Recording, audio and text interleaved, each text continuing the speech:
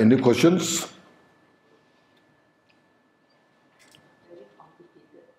Complicated. Yeah, you ask some complicated questions.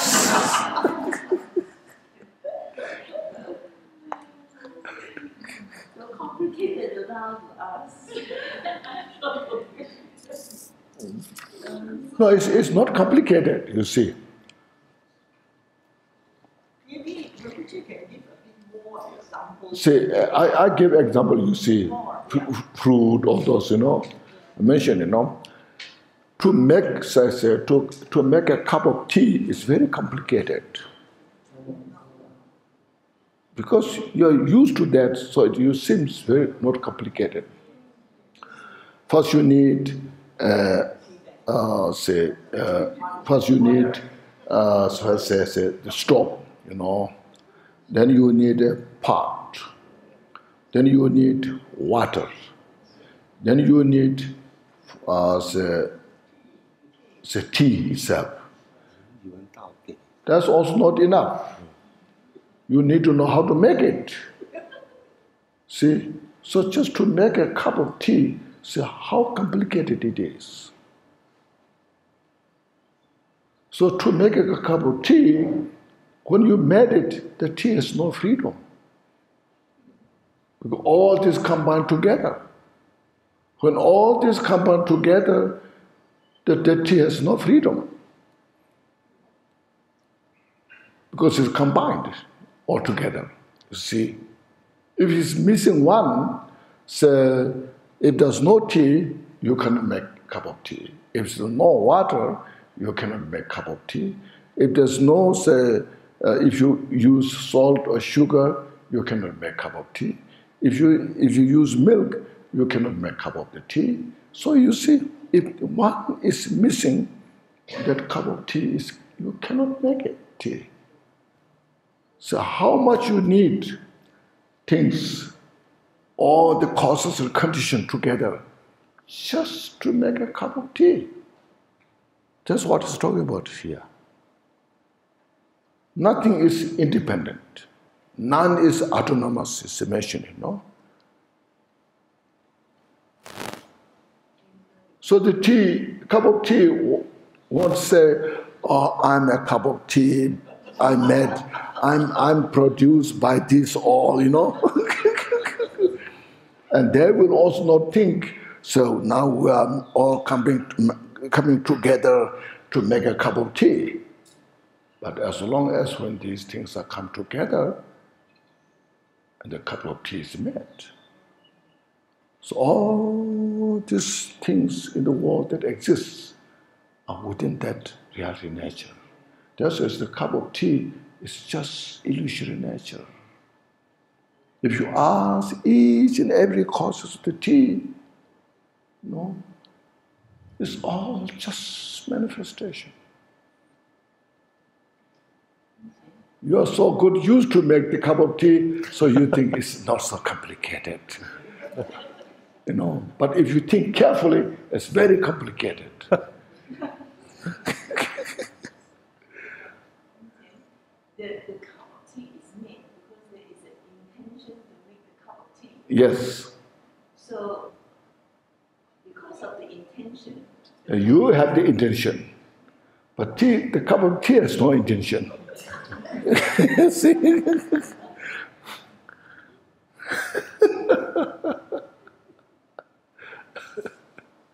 So because of the intention, does it mean that the dependent phenomena is being made, combined to make the cup of tea? Yeah. So the water is not the tea, cup of tea. The fire is not the cup of tea. Your pot is not a cup of tea. But without none of Without none of this, you cannot make a cup of tea.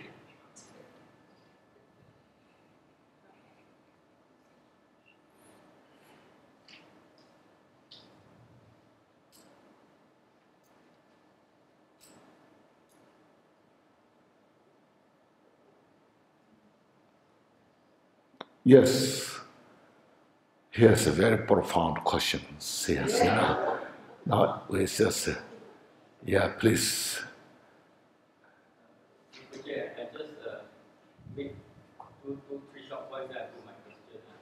So, because we're all in this room, we have the Buddha seed, right? So, if we water that Buddha seed the right conditions, surely we must become Buddha. Yes. Okay.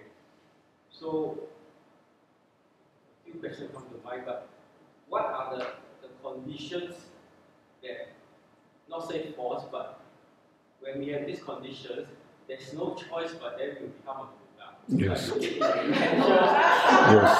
So what are the few conditions? Yes. If you cultivate bodhicitta and practice it, then you have no choice not to become Buddha.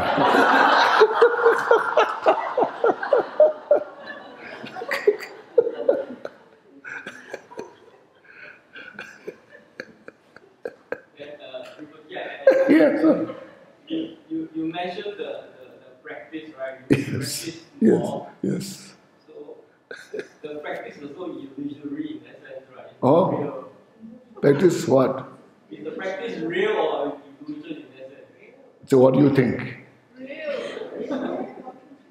They think it's real. So if it's real, it's real. If illusion, is illusion.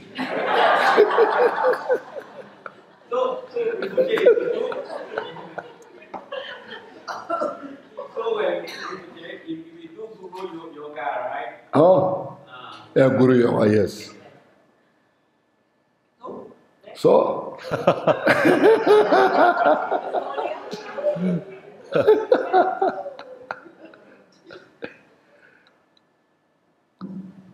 Thank you. I like you very much in pronunciation. Yes.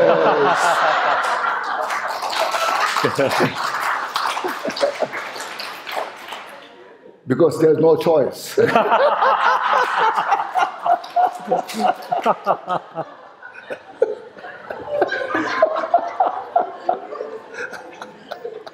Rinpoche, someone has posed the question.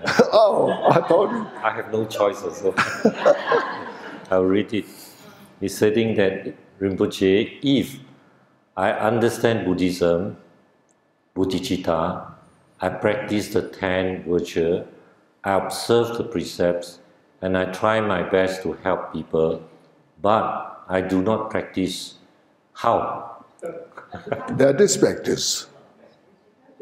That is practice. Yes. Okay. Then I have this question, Rinpoche. How, when Rinpoche talk about just now about this interdependent, you say through the understanding of this sort of cause and conditions, and then by understanding this, we can cut the idea people talk about nihilism and eternalism. Yes. Can Rinpoche explain more on that, how we can achieve understanding and break this? That's what I explained. Yeah, I don't quite get it. You didn't get it? Because I was writing, I have no choice. Really, I don't get it.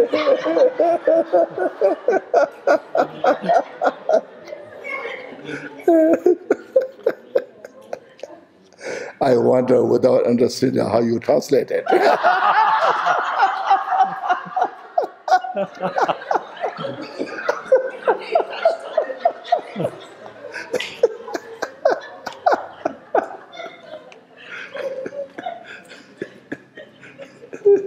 No, that part I just read out the nihilism and internalism. But the detail of the explanation somehow I think Yes. mix up. I'm just teasing you.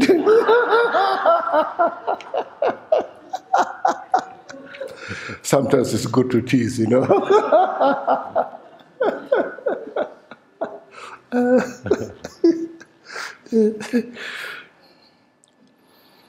Basically, nihilism is when something is there and then no more exists, no more existence. It's then finished. It's nihilism, you know. Eternalism is nothing change. It's just continue that way. It's change. Nothing is changed. So they say, in Tibetan it's called Takche. Takwa is eternalism. It's eternal, you know.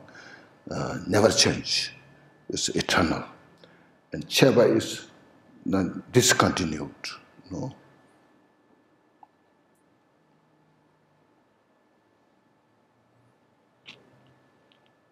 Can you give an example?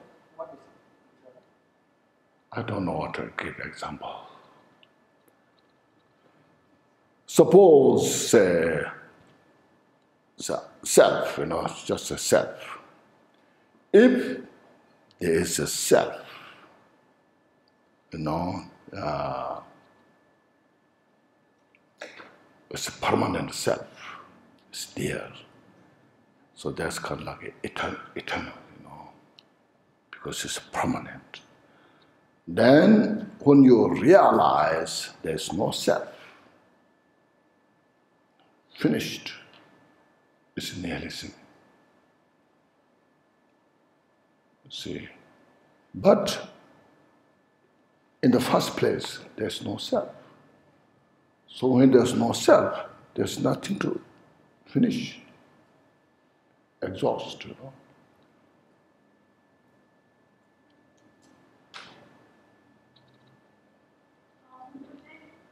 You say that I didn't get it.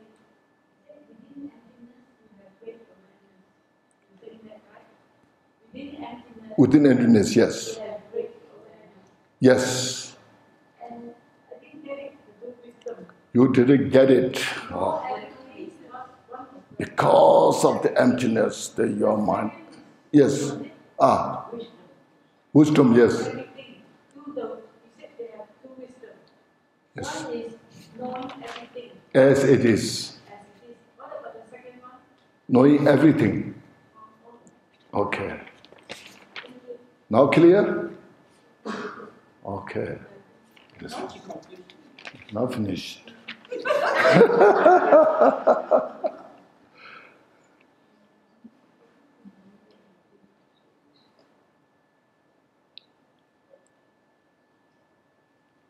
Actually, Rinpoche, there is no self, Yes.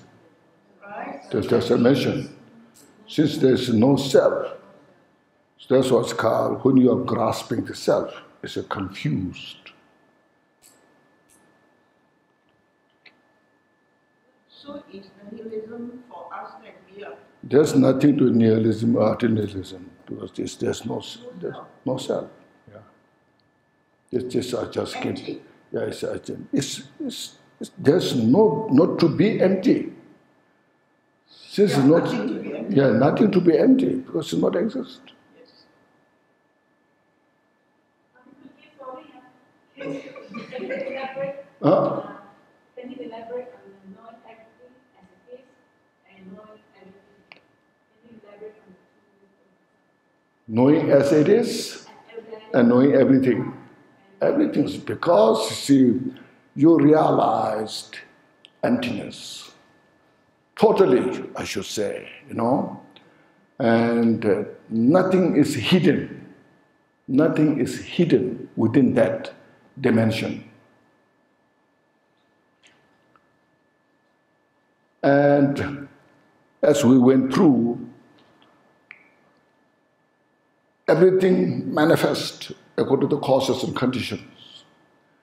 And Buddha has such kind of awareness that everything manifesting is a Buddha sees precisely. See, no mistake. No, everything. So that's what's called knowing everything.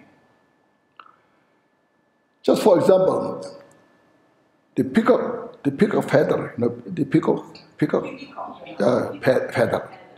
The peacock feather has so many colors, unlike other birds, so many colors.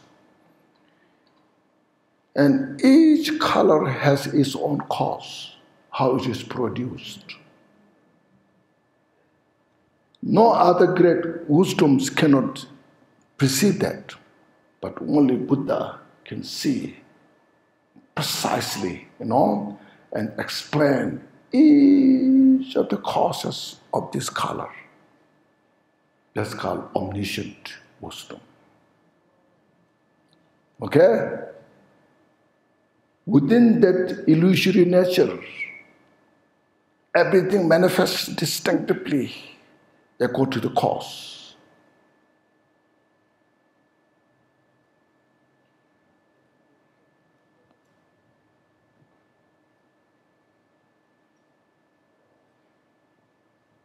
Okay? Oh, now please take a deep breath. Say, wow, this is Buddha's wisdom. It's amazing, Yeah. Inhale fully. Exhale. So now we should really feel so fortunate how great Buddha's wisdom is about and giving these teachings.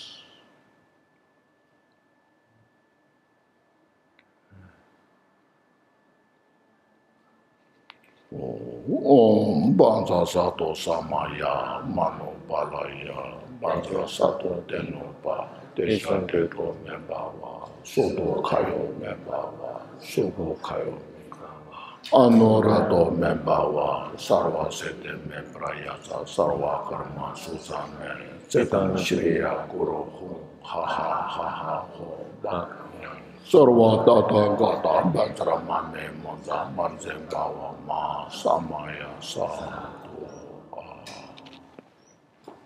Thank you, everybody. Have a short break.